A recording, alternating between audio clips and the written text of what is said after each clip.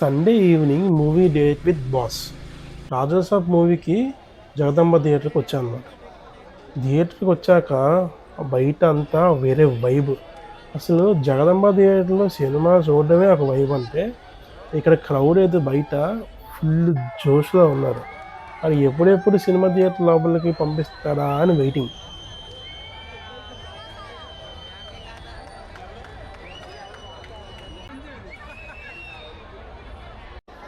ఫైనల్గా లోపలికి అయితే వచ్చాం.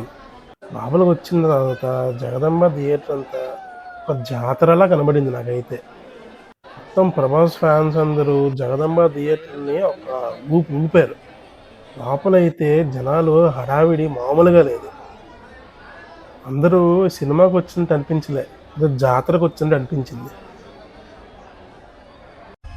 టైటిల్ కార్డు, ఆ నేమ్ కార్డు పడుతున్నప్పుడు మాత్రం విజిల్స్తోని అరుపులతోని థియేటర్ అంతా నిండిపోయింది. జనాలు గోల గోల అరిచి అరిచి చచ్చిపోయారేమో కొంతమంది.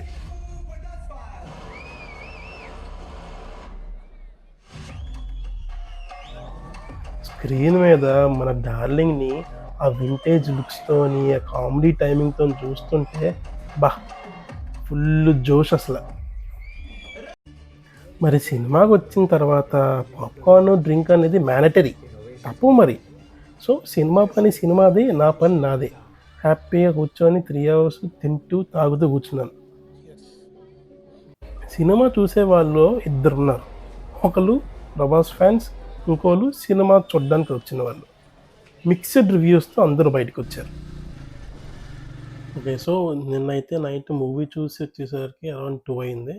3 అవర్స్ మూవీ. 10 o'clock స్టార్ట్ అయ్యి 1:15, 1:20 వరకు మూవీ రన్ అయితేనే ఉంది.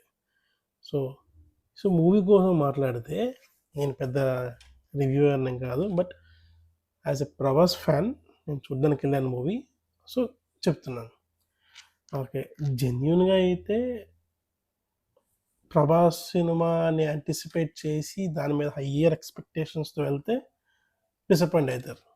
కానీ ప్రభాస్ యాక్టింగ్ చూడడానికి, కామెడీ టైమింగ్స్, ఇంకా అదర్ సైడ్ ఆఫ్ ప్రభాస్, ఒక సీరియస్నెస్ అది కాకుండా ఫన్నీ, లవర్ బాయ్, ఒక క్యూట్ యాటిట్యూడ్తోని లాస్ట్ సినిమా చూసింది ఏంటి ప్రభాస్ది ఈలాగా క్యారెక్టరైజేషన్ అంటే,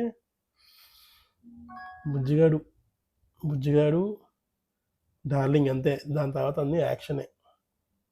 సో ఆ రకంగా ప్రభాస్ని చూసి ఆనందించాలి, స్క్రీన్ మీద చూడాలంటే సినిమా చాలా బాగుంది.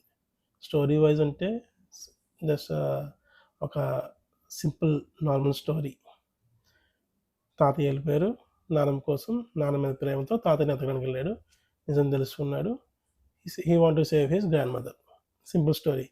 కానీ ఒకటి ఏంటంటే, ఇట్లాంటి ఒక హిప్నోటిజం మీద, ఇలాంటి సైంటిఫిక్ కాన్సెప్ట్స్ మీద మూవీస్ తీయడం అనేది అంత ఈజీ కాదు.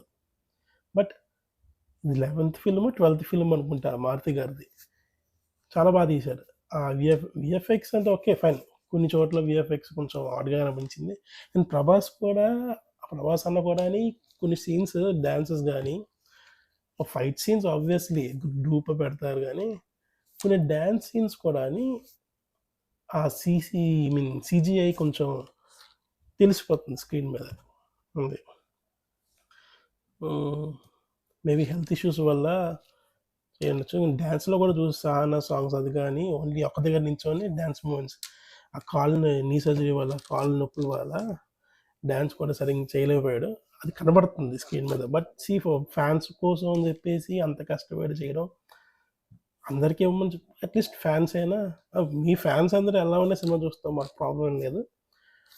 ఫ్యాన్స్ అని కాకుండా అపార్ట్ ఫ్రమ్ దట్, ఫ్యామిలీ అందరూ వెళ్ళి చక్కగా కూర్చొని 3 అవర్స్ నవ్వుకుంటూ సినిమా చూడొచ్చు.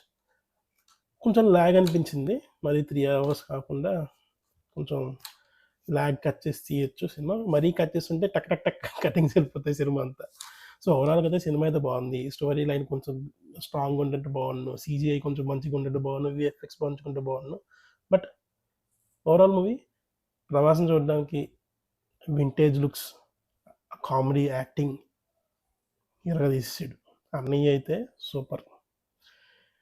నెక్స్ట్ వచ్చేది స్పిరిట్ కోసం వెయిట్ చేద్దాం, సలార్ 2 కోసం వెయిట్ చేద్దాం. ఖచ్చితంగా గెట్ కొడతాడు, అది మాత్రం పక్క. ఇది కొట్టేసాడు. ఇప్పుడు టాక్ మారుతుంది మెల్లమెల్లగా. స్టార్టింగ్ అంతా బాగా నెగిటివ్ రివ్యూస్ వచ్చాయి, కానీ మెల్లమెల్లగా సినిమా వెళ్ళే కొద్దీ పీపుల్ ఆర్ ఎంజాయింగ్ కామెడీ కానీ ఇది కానీ. హర్రర్ ఫ్యాంటసీ కదా, అలాగే ఉంటుంది సినిమా. ఇలా ఏంటి ఇలా ఉంది అంటే మరి ఫ్యాంటసీ అంటే అలాగే ఉంటుంది, జరగనిది చూపించిందే ఫ్యాంటసీ అంటారు అది. సో దట్స్ ఇట్ గైస్, ఈ వ్లాగ్ ఇక్కడితో ఎండ్ చేద్దాం. నెక్స్ట్ వ్లాగ్లో కలుద్దాం. Until then take care, bye bye. Like చేయండి, షేర్ చేయండి, సబ్స్క్రైబ్ చేయండి. ప్రభాస్ ఫ్యాన్స్ అందరూ కమెంట్ చేయండి. వదిలేయండి, ప్రభాస్ ఫ్యాన్స్ కాకపోయినా కమెంట్ చేయండి. వ్లాగ్ నచ్చిందా లేదని కమెంట్ చేయండి. సినిమా కోసం, సినిమా బాగుందో లేదో చూడాలి కమెంట్ చేయండి. ఏ థియేటర్లు చూసారో కమెంట్ చేయండి. నాకైతే జగదంబ థియేటర్లో చూడడం అనేది ఒక మైండ్ బ్లోయింగ్. ఆ సౌండ్ ఎఫెక్ట్స్ కానీ, ఆ సౌండ్ ఎఫెక్ట్స్కి చీల్ 2 వైబ్రేషన్లు వచ్చేస్తాయి. అది మనకి ఐనాక్స్ దాంట్లో ఉండదు. జగదంబ థియేటర్ 7 టైమ్ వేరే. Okay then, see you in the next blog. Bye bye.